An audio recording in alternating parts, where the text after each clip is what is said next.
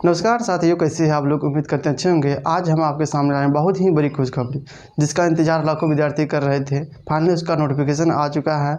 आज हम उसकी बात करेंगे इंडियन आर्मी नर्सिंग असिस्टेंट जो है रिक्वायरमेंट 2022 के बारे में, जो कि हाल ही में इसका नोटिफिकेशन आया है। आज हम इनके बारे में जानेंगे कि क्या क्राइटेरिया रहेगी इसमें को भरने के लिए, और क्या एज रहेगी, क्या सिलेक्शन प्रोसेस रहेगी। सारी बातों को इस वीडियो के माध्यम से हम आपको बताएंगे, तो वीडियो के अंत तक बने रहिए।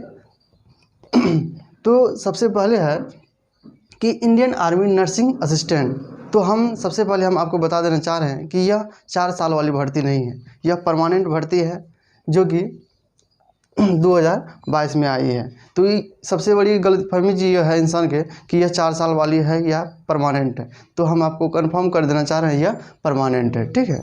तो इंडियन आर्मी, ठीक है, इंडियन आर्मी नर्सिंग असिस्टेंट, सबसे पहले हम ये बता दें कि इसका कार्य क्या होता है। तो इसका कार्य जो है सेम आर्मी की तरह ही इसका ज्वाइनिंग होता है, दौड़ भी होता है, हर एक चीज़ होता है, लेकिन इसका विशेष रूप से मेडिकल विभाग में होता है। अर्थात कहने का अर्थ ये हुआ कि कुछ आर्मी ऐसे होते हैं जो कि मेडिकल से होते हैं, जो कि बायोलॉजी मैट्रिक इंटर में जो है बायोलॉजी से रखते हैं। उसके बाद उसको विशेष रूप से इसको ट्रेनिंग दिया जाता है, जो कि अगर किसी कारणवश आर्मी को इंजर्ड हो जाते हैं, उसको ट्रीटमेंट के लिए विशेष रूप से इसको पोस्टेड किया जाता है, ठीक है। तो इसी के बारे में आज हम आपको बताएंगे कि क्या सिलेक्शन प्रोसेस होने वाली है और कौन कौन इस फॉर्म को भर सकते हैं, ठीक है। तो चलिए आते हैं। तो सबसे पहले है कि टोटल पोस्ट कितनी है। तो इंडियन आर्मी की सबसे बड़ी खासियत होती है कि वह जब भी फॉर्म निकालते हैं तो पोस्ट जो है वो निश्चित नहीं करते हैं कितना पोस्ट है, ठीक है। तो ये मेंशन नहीं करते कितना पोस्ट है। तो मैक्सिमम रखिए 1000 से ऊपर ही होंगे या 2000 के बीच होंगे, ठीक है। तो पोस्ट जो है वो मेंशन नहीं किए हुए हैं। और अप्लाई डेट, उसके बाद आते हैं अप्लाई डेट, ठीक है। तो अप्लाई डेट इसका है 1 अक्टूबर से 30 अक्टूबर 2022, ठीक है। तो 2022 नहीं दिए हैं क्योंकि हमने 2022 यहाँ ऑलरेडी रख दिया है, ठीक है। तो 1 अक्टूबर से 30 अक्टूबर के बीच इसको फॉर्म भर सकते हैं, जिसका एज जो है एज 17.5 से 25 वर्ष, जिसका एज 17.5 से 25 वर्ष तक है, इसी यह फॉर्म फिलअप कर सकते हैं। तो उसके बाद आता है कि एज बिटवीन, ठीक है, जिसका एज जो है 1 अक्टूबर 1997 से 1 अप्रैल 2005 के बीच, जिसका जन्म जो है 1 अक्टूबर 1997 से 2005 के बीच जिसका जन्म हुआ है, वह उन व्यक्ति को जो है यह फॉर्म भर सकता है, ठीक है। उसके बाद आते हैं हम लोग क्वालिफ़िकेशन की, इसमें क्या क्वालिफ़िकेशन चाहिए, ठीक है। तो सबसे पहले 10th + 2 होना चाहिए, ठीक है, अर्थात इंटर इसका होना चाहिए साइंस के साथ। साइंस में भी है जिसका फिजिक्स, केमिस्ट्री, बायोलॉजी हो, ठीक है, और इंग्लिश हो। उसके साथ सबसे बड़ी बात यहाँ क्राइटेरिया ये होती है कि हर एक सब्जेक्ट से मिनिमम जो है वो 50% मार्क्स होना चाहिए, ठीक है। मिनिमम 50% मार्क्स होगा। उसमें भी क्राइटेरिया ये लगाया हुआ है कि प्रत्येक सब्जेक्ट में जो है, अर्थात प्रत्येक सब्जेक्ट में 40% मार्क्स होना अनिवार्य है, ठीक है। 40% मार्क्स इन ईच सब्जेक्ट, मतलब प्रत्येक सब्जेक्ट में आपको 40% मार्क्स होना चाहिए, ठीक है। तो ये क्राइटेरिया है क्या, क्वालिफ़िकेशन के लिए। तो 12th पास है जो भी इसके लिए एलिजिबल है वो सब भरे, ठीक है। तो उसके बाद आते हैं कि अदर फिजिकल में क्या क्या चाहिए। तो सबसे पहले कि हाइट में आता है। तो हाइट जो है 169 सेंटीमीटर है। तो विभिन्न क्षेत्रों के लिए या विभिन्न अलग अलग हाइट मांगता है। तो ये विशेष रूप से जो है यूपी, बिहार, वेस्ट बंगाल, झारखंड और उड़ीसा के लिए, ठीक है। तो ये विशेष रूप से यूपी, बिहार, वेस्ट बंगाल, झारखंड और उड़ीसा के लिए है, और अन्य स्टेट के लिए भी अलग अलग है। तो हम उनको जो है बाद में बताएंगे, क्योंकि बड़ा लिस्ट बन रहा था, तो उसको हम लास्ट में बताएंगे कि किन किन क्षेत्रों के लिए कितनी हाइट जरूरी होता है, ठीक है। तो उसके बाद आता है चेस्ट, ठीक है। चेस्ट 2 है, 77 सेंटीमीटर होना चाहिए, ठीक है। 77 सेंटीमीटर जिसका है वह 70 से 82, इसका कहने का अर्थ ये हुआ जिसका भी अगर 77 है तो वह 5 सेंटीमीटर इसमें फुलाना होगा, ठीक है। 77 सेंटीमीटर चेस्ट नॉर्मली होता है। उसके बाद 5 सेंटीमीटर फुला करके आपको 82 करना है। यदि आपका 82 है तो 5 उसमें जोड़ दीजिए, 87 हो जाएगा। तो इतना आपको चाहिए, ठीक है, प्रत्येक स्टूडेंट के लिए। उसके बाद वेट, उसके बाद आता है वेट।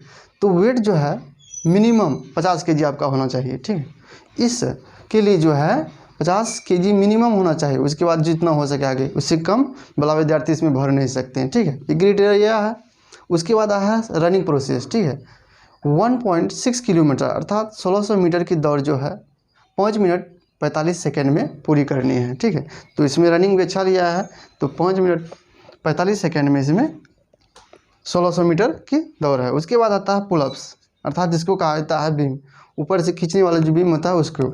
तो इसके लिए अलग अलग टाइम्स अगर बीम करते हैं तो अलग अलग मार्क्स मिलते हैं। जैसे अगर 10 टाइम्स अगर 10 बार आप पुलअप्स खींचते हैं, ठीक है, तो आपको 40 मार्क्स मिलते हैं, ठीक है। 10 बार खींचने पर 40 मार्क्स, और 9 बार खींचते हैं तो 33 मार्क्स दिया जाता है, और 8 बार खींचते हैं तो 27 मार्क्स। इसी तरह से 21 और 16 है, ठीक है। तो उम्मीद करते हैं आप लोग जितना हो सके तो 10 टाइम्स खींचने, क्योंकि प्रैक्टिस के बाद तो आप कुछ भी कर सकते हैं। तो उम्मीद कीजिए कि आप अधिक से अधिक 10 टाइम जो है पुलअप्स कीजिए और 40 मार्क्स को जो है गेन कीजिए, ठीक है। उसके बाद आता है 9 फीट डैच। कहने का अर्थ ये हुआ कि आप लोग देखा होगा, क्योंकि मैक्सिमम विद्यार्थी जो इसका तैयारी करते हैं तो वो इसके बारे में जानते हैं। फिर भी हम बता दें कि 9 फीट डैच का मतलब ये हुआ कि लंबी कूद, ठीक है। मिट्टी में जब लंबी कूद किया जाता है तो उसके लिए 9 फीट डैच होना मतलब 9 फीट कूदना होता है, ठीक है। उसके बाद आता है जिग जैग बैलेंस अर्थात उसके बाद जो है जिग जैग बैलेंस करने का मतलब हुआ कि आपको जो है जिग जैग मोशन में वहाँ पर मूव करना होता है ट्रेनिंग में, ठीक है। ये तो हो गया इसके बारे में। अब उसके बाद आता है कि सिलेक्शन प्रोसेस क्या होने वाला है, इसके लिए कैसे कैसे हम लोग जाएँ। तो ढेर सारे विद्यार्थी डिस्क्रिप्शन में नहीं पढ़ते हैं, उसके बावजूद भी लफड़ा पड़ जाते हैं, ठीक है। तो हम लोग फाइनली बता देते हैं कि सिलेक्शन प्रोसेस क्या होने वाला है। सबसे पहली बात जो है आपको पीएसटी होगा। पीएसटी कहने का मतलब हुआ कि फिजिकल स्टैंडर्ड टेस्ट होगा। तो सबसे पहले अगर आप फॉर्म भर रहे हैं तो आपका डेट बनेगा, उसके बाद जो है पीएसटी होगा, ठीक है। कहने का अर्थ हुआ कि आपका चेस्ट, ठीक है, चेस्ट हुआ, हाइट हुआ, हर एक चीज़ को जांचा जाएगा सबसे पहले, ठीक है। अगर आप इसमें सफल होते हैं तो उसके बाद आपको मेडिकल के लिए बुलाया जाएगा, ठीक है। सफल होने के बाद मेडिकल होने के बाद जो है आपका रिटेन होगा, ठीक है। रिटेन में अगर आप पास कर जाते हैं तो उसके फाइनली आपका मेरिट लिस्ट बनता है, ठीक है। फाइनली आपका क्या होता है, मेरिट लिस्ट बनता है। ये हो आपका सिलेक्शन प्रोसेस कि किस प्रकार का सिलेक्शन किया जाता है, ठीक है। उसके बाद आएगा कि एडमिट कार्ड कब तक जारी होगा। तो एडमिट कार्ड जो है ये नोटिफिकेशन में दे दिया गया है कि 15 नवंबर 2022 का इसका एडमिट कार्ड जो है जारी हो जाएगा, ठीक है। उसके बाद आगे जो प्रोसेस है, उम्मीद है कि इसका जनवरी और फरवरी तक उसका आगे प्रोसेस किया जाएगा। तो नवंबर 2022 तक एडमिट कार्ड जारी होगा, उसके बाद जो है आगे प्रोसेस फरवरी और जनवरी तक किया जाएगा, ठीक है। और सबसे बड़ी क्राइटेरिया इसमें है कि डॉक्यूमेंट्स के बारे में, ठीक है। डॉक्यूमेंट्स के बारे में पूरा वेरीफाई हो जाना अच्छा बड़ी बात है, क्योंकि इसमें जो है ढेर सारी क्राइटेरिया के साथ जो है डॉक्यूमेंट्स मांगा गया। तो कौन कौन से डॉक्यूमेंट्स मांगा इसको भी देख लेते हैं हम लोग। तो सबसे पहले है एडमिट कार्ड। तो एडमिट कार्ड तो नॉर्मली है, जो फॉर्म भरे तो एडमिट कार्ड आ ही जाएंगे, उसको लेना आप लोगों को, ठीक है। उसके बाद 10th और 12th का मार्कशीट, ठीक है। 10th और 12th का मार्कशीट लेना है। नेक्स्ट आता है फ़ोटो जो है 20 पीस लेना है, और 20 पीस उसके साथ वाइट बैकग्राउंड के साथ। पता नहीं क्या करेंगे 20 पीस, लेकिन फिर भी उसने अपने नोटिफिकेशन में जारी किए कि 20 फीट फ़ोटो की ज़रूरी है, ठीक है। तो 20 फीट फ़ोटो, उसके बाद वाइट बैकग्राउंड जो होना चाहिए वो वाइट होना चाहिए। उसके बाद आता है डोमिक्लिन सर्टिफिकेट अर्थात निवास पत्र, ठीक है। निवास प्रमाण पत्र आपको चाहिए, जो कि करेंट विदिन 6 मंथ के अंदर आपका होना चाहिए। उसके बाद आता है नेक्स्ट कि SLC, ठीक है। SLC और CLC, क्योंकि आपने मैट्रिक पास किया है तो SLC अर्थात स्कूल लिविंग सर्टिफिकेट और CLC कॉलेज लिविंग सर्टिफिकेट आपके पास होगा ही, तो उसको ले लेना है, ठीक है। उसके बाद आता है कास्ट सर्टिफिकेट, ठीक है। तो जाति प्रमाण पत्र आपके पास होगा, उसको ले लेना जाए। उसके बाद आता है सबसे बड़ी बात है कि रिलीजन सर्टिफिकेट, इसके बारे में विद्यार्थी फंस जाते हैं। तो इसको हम क्लियर कर दें कि अगर आपके पास कास्ट सर्टिफिकेट है, उसमें आपका हिंदू धर्म है या अन्य धर्म, मुस्लिम है तो मुस्लिम, जो भी धर्म से हैं, अगर आपका उसमें मेंशन है तो ये रिलीजन सर्टिफिकेट बनाने की कोई आवश्यकता नहीं। अगर आपका कास्ट सर्टिफिकेट में ये धर्म रिलेशन इसमें जो है ऐड नहीं है तो आपको रिलीजन सर्टिफिकेट बनाना होगा, ठीक है। उसके बाद आता है कैरेक्टर सर्टिफिकेट, ठीक है। कैरेक्टर सर्टिफिकेट चाहिए। उसके बाद आता है इशू बाय, मतलब किसके द्वारा इशू किया जाता है, SP और SSP के द्वारा आपका तैयार होना चाहिए, ठीक है। उसके बाद आता है सबसे बड़ी बात है कि अनमैरिड सर्टिफिकेट, पता नहीं कहाँ से बनेगा, लेकिन जहाँ भी बनेगा आप लोग पता कर लीजिए ब्लॉग से, ठीक है। तो अनमैरिड सर्टिफिकेट जो है आपको तैयार करना होगा। और लास्ट में क्या है, Aadhaar card, PAN card, single bank account, ठीक है। ये सारे डॉक्यूमेंट्स आपको लेके जाना है, ठीक है। ये जितने भी डॉक्यूमेंट्स हैं उनको लेके जाना है। तो हम लोग ने टोटल देख लिया कि कैसे प्रोसेस होने वाली है, और हम बताए थे कि हम लास्ट में बताएंगे कि कुछ स्टेट ऐसे हैं जिनको विभिन्न हाइट से लिया जाएगा। तो फाइनली ये है कि हम लोग कि कौन कौन से स्टेट में कितने हाइट्स के लिए। तो सबसे पहले हिली एरिया, ठीक है। हिली एरिया कहने का अर्थ यह हुआ जम्मू कश्मीर हिमालय में जो हिमाचल प्रदेश में जो विद्यार्थी हैं, ठीक है, तो उनके लिए जो है मात्र 163, ठीक है, 163 सेंटीमीटर है। हिली एरिया जो है उनके विद्यार्थी जो है 163 सेंटीमीटर में उसका सिलेक्शन होगा। उसके बाद नॉर्थ ईस्ट स्टेट कहने का अर्थ ये हुआ कि भारत के जो नॉर्थ ईस्ट स्टेट है, जैसे सिक्किम हुआ, सिक्किम, मणिपुर हुआ, मेघालय हुआ, त्रिपुरा, असम, उन सारे क्षेत्रों के विद्यार्थियों के लिए है मात्र जो है 163, उसमें भी जो है 163 के लिए है, जिसका हाइट 163 सेंटीमीटर चाहिए।